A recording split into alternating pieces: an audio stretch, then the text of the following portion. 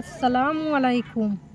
আজকের দিনটা একদম স্পেশাল, কারণ আজ আমরা যাচ্ছি এক লম্বা আর রোমাঞ্চকর যাত্রায়, যেখানে আছে বরফের ঢাকা সুন্দর ছাঙ্গু লেক, রহস্যময় বাবা মন্দির আর সবচেয়ে ভয়ঙ্কর সুন্দর রাস্তা সিল্ক রুট। এই পুরো জার্নিটা এতটাই বড় আর এক্সাইটিং, তাই আমরা এটাকে ভাগ করে এনেছি একাধিক পর্বে, যাতে আপনারা প্রতিটা মুহূর্ত ভালোভাবে উপভোগ করতে পারেন। তাই ভিডিওটা শেষ পর্যন্ত দেখুন, কারণ সামনে আসছে একের পর এক অবিশ্বাস সুন্দর দৃশ্য।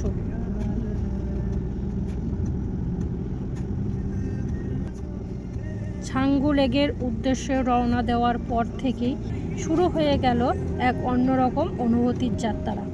গ্যাংটক শহর ধীরে ধীরে পিছনে পড়ে রইল, আর সামনে খুলে গেল পাহাড়ের একের পর এক অপূর্ব দৃশ্য। পাহাড়ের সেই আঁকাবাঁকা রাস্তা দিয়ে যেতে যেতে প্রতিটা মোড় যেন এক নতুন নতুন সারপ্রাইজ। কোথাও মেঘ এসে ছুঁয়ে যাচ্ছে রাস্তা, আবার কোথাও নিচে দেখা যাচ্ছে গভীর উপত্যকা। মনে হচ্ছিল আমরা যেন মেঘের মধ্যে দিয়ে চলছি।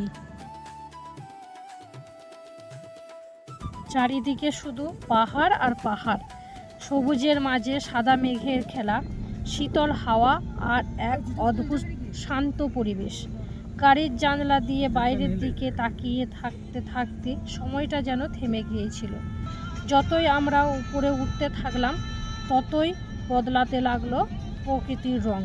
সবুজ ধীরে ধীরে কমে এসে জায়গা করে নিচ্ছে পাথরের পাহাড় আর বরফের ছোঁয়া। আর তখনই বুঝতে পারলাম আমরা ধীরে ধীরে পৌঁছে যাচ্ছি সেই স্বপ্নের জায়গায়।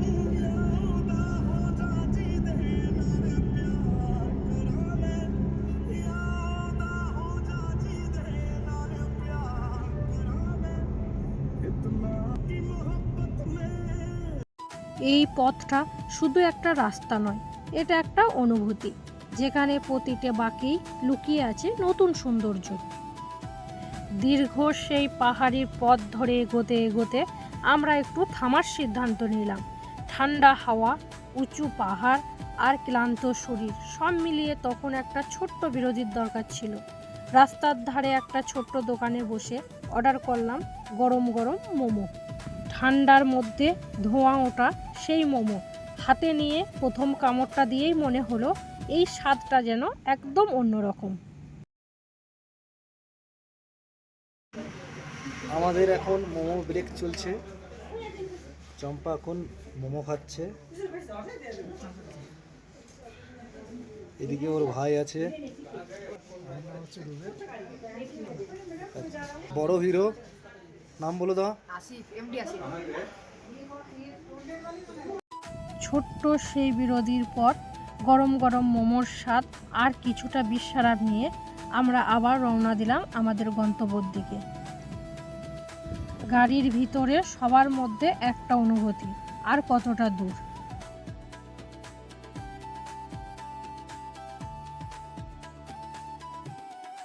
দীর্ঘ সেই পাহাড়ের রাস্তা পেরিয়ে মেঘ আর ঠান্ডা হাওয়ার মধ্যে দিয়ে এগোতে এগোতে হঠাৎ করে গাড়ির একটা মোড় ঘুরতেই চোখের সামনে খুলে গেল এক অবিশ্বাস দৃশ্য। গাড়ি থেকে নামার পর প্রথমবার সে লেকের সামনে দাঁড়িয়ে মনে হচ্ছিল এই মুহূর্তটা যেন সময়ের মধ্যে থেমে থাকুক। এত সুন্দর, এত নিখুঁত একটা দৃশ্য, শুধু চোখে নয়, মনে গেঁথে যাওয়ার মতো।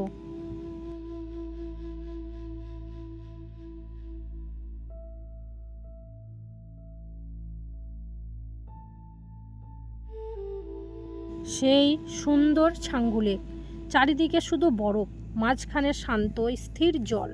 মনে হচ্ছিল যেন কোনো ছবির মধ্যে দাঁড়িয়ে আছি। চারপাশে এক অদ্ভুত নীরবতা, শুধু ঠান্ডা হাওয়া আর প্রকৃতির শব্দ। এই জায়গাটার মধ্যে এমন একটা শান্তি ছিল যে ভাষায় বোঝানো সত্যিই কঠিন।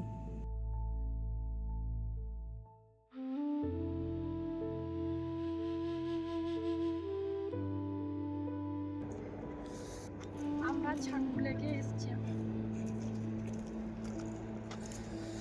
নীরবতার মাঝেও এক গভীর অনুভূতি।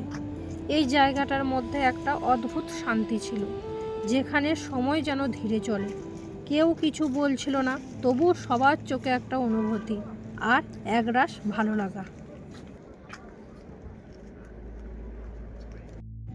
মুগ্ধতা আর একরাশ সুন্দর স্মৃতির সঙ্গে নিয়ে ধীরে ধীরে আমরা বিদায় জানালাম সে অপূর্ব ছাঙ্গুলেককে। মনে হচ্ছিল আরও কিছুক্ষণ যদি এখানে থাকা যেত, কিন্তু ভ্রমণের নিয়ম হলো এক জায়গা ছেড়ে আর এক নতুন গল্পের দিকে এগিয়ে যাওয়া। আবারও শুরু হলো আমাদের যাত্রা, পাহাড়ের সে আঁকাবাঁকা রাস্তা ধরে নতুন গন্তব্যের উদ্দেশ্যে। গাড়ি এগোতে লাগলো আর আমরা আবার ডুবে গেলাম সেই অপূর্ব প্রাকৃতির মাঝে।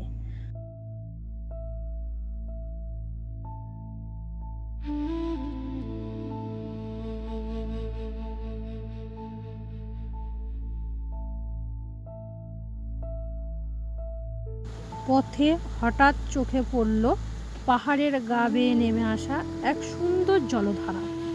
স্বচ্ছ ঠান্ডা জল পাথরের উপর দিয়ে বয়ে চলেছে নিজের মতো করে। এই দৃশ্যটা এতটাই সুন্দর ছিল যে না থেমে থাকা সত্যিই অসম্ভব। আমরা গাড়ি থামালাম আর কিছুক্ষণ সে প্রাকৃতিক কাছে নিজেকে ছেড়ে দিলাম। পাহাড়, জল আর নীরবতা, এই তিনটে মিলিয়েই তৈরি হয়েছিল এক শান্ত নির্মল পরিবেশ। ক্যামেরায় ধরা পড়ল কিছু সুন্দর মুহূর্ত আর মনে জমে রইল অজস্র স্মৃতি। এভাবেই শেষ হলো আমাদের এই দিনের যাত্রা। ছাঙ্গুলেকের সৌন্দর্য, পথের সেই জলধারা আর পাহাড়ের অপূর্ব সুন্দর দৃশ্য, সব মিলিয়ে এই দিনটা হয়ে থাকলো আমাদের সফরের সবচেয়ে সুন্দর অধ্যায়গুলোর একটি। কিছু জায়গা শুধু চোখে দেখা যায় না, মনে থেকে যায় চিরদিনের জন্য। আপনারা কি কখনো ছাঙ্গুলেক গেছেন? কমেন্ট করে জানাবেন। আর পরের পার্টটা মিস করবেন না। ততদিন পর্যন্ত সবাই ভালো থাকুন, সুস্থ থাকুন। আল্লাহ হাফেজ।